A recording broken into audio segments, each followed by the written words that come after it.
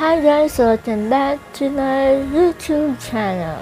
In this video, mag-unbox tayo ng binili kong Android phone sa Lazada. So, ito yun.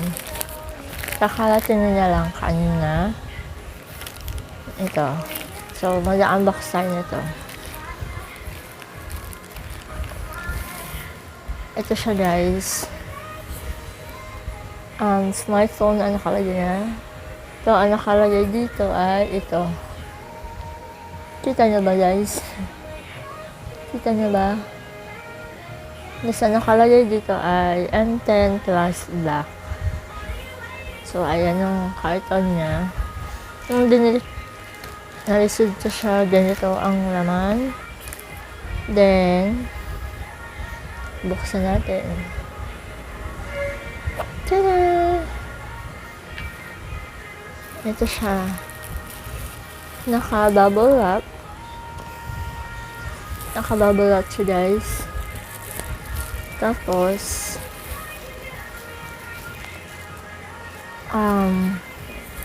ito yung phone.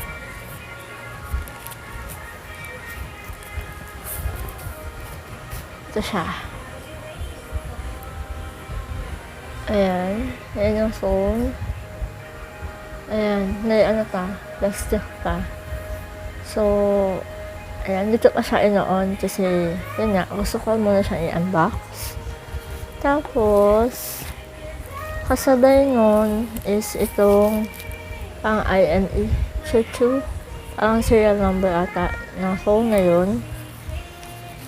Then, kasama nung nito ay ito. Kasama ng phone is yung ito.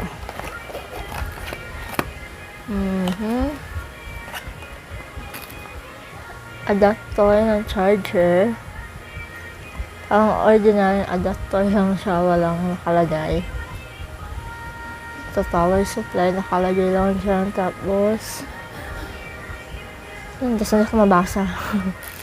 May earphones. Yung